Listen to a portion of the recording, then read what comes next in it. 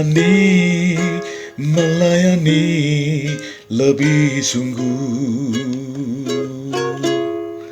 Melayani, melayani lebih sungguh. Tuhan lebih dulu melayani kepadaku, melayani, melayani lebih sungguh.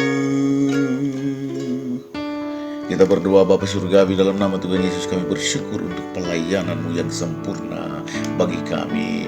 Bahwa sebelum kami melayani Engkau, Engkau telah melayani kami dalam segala keberadaan kami, dalam segala keperluan kami. Segala puji, hormat, dan syukur bagi nama-Mu. Kami siap untuk merenungkan suara-Mu di dalam nama Tuhan Yesus. Amin.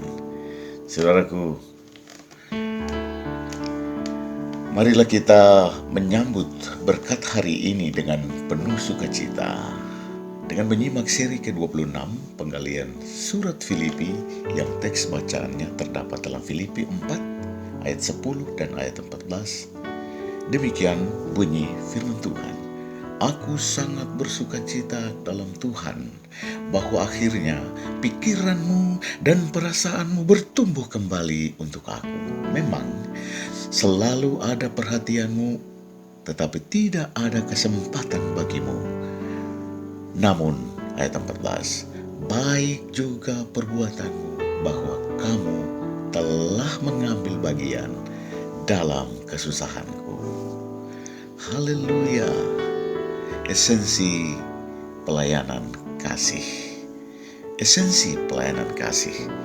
Judul bagian firman Tuhan ini mendorong kita, mengajar kita untuk melakukan pelayanan kasih seiring sejalan dengan pelayanan rohani yang lain. Artinya pelayanan diakoni merupakan bagian pelayanan yang strategis yang harus dilakukan oleh orang percaya, oleh gereja Tuhan.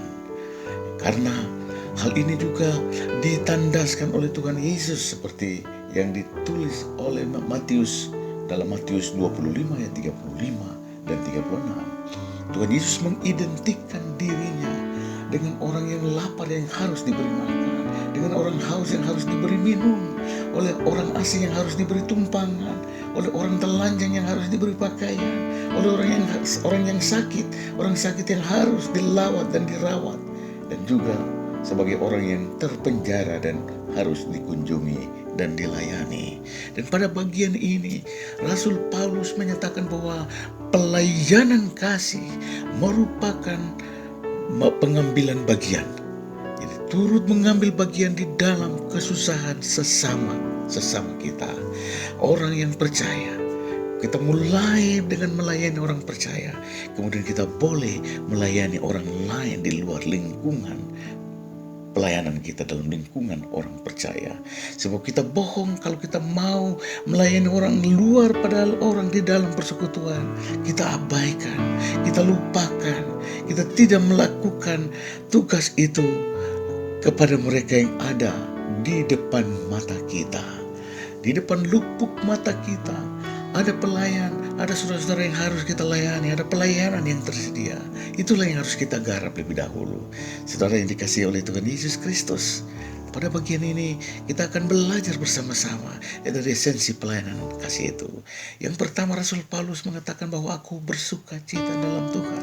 Rasul Paulus sebagai orang yang berkekurangan, Rasul Paulus sebagai orang yang menerima pelayanan kasih, dia mengalami sukacita. Dan sukacita itu di dalam Tuhan. Sukacita di dalam Tuhan itu dialami oleh karena ada anak-anak Tuhan, oleh karena ada orang percaya, orang-orang beriman di dalam jemaat yang memberikan pelayanan itu.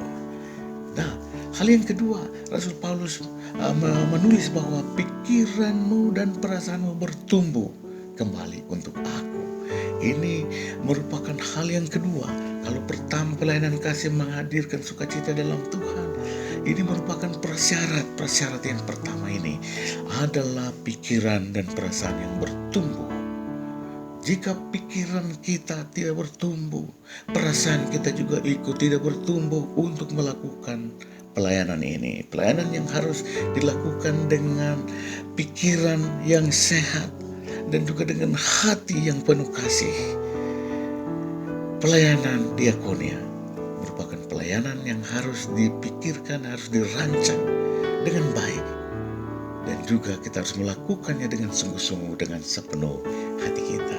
Yang ketiga, pelayanan diakonia itu harus merupakan sebuah perhatian yang terus-menerus. Perhatian yang terus-menerus. Rasul Paulus menulis, memang selalu ada perhatianmu, tetapi tidak ada kesempatan bagimu. Selalu bicara tentang tindakan yang dilakukan terus-menerus di dalam suatu kurun waktu tertentu. Perhatian untuk pelayanan kasih itu bukan hanya satu kali, mungkin hanya dilakukan setahun sekali pada waktu Natal, atau dilakukan hanya sekali pas ada bencana yang terjadi. Tapi Rasul Paulus menandaskan bahwa pelayanan kasih itu harus dilakukan selalu, pada setiap kali ada kesempatan. Jika ada kesempatan, jangan menunda kesempatan itu. Lakukanlah pelayanan kasih sesuai dengan kasih dan kemurahan Tuhan. Karena apa? Karena dengan kita melakukan pelayanan kasih, kita mengambil bagian dalam kesusahan orang lain. Haleluya. Pertanyaannya untuk didiskusikan. Saudara, mengapa? Pertama, mengapa kita harus terlibat di dalam pelayanan kasih? Kedua, bagaimana kita terlibat dalam pelayanan kasih? Kiranya Tuhan Yesus yang punya firman ini memberkati Anda dengan berlimpah-limpah. Amin.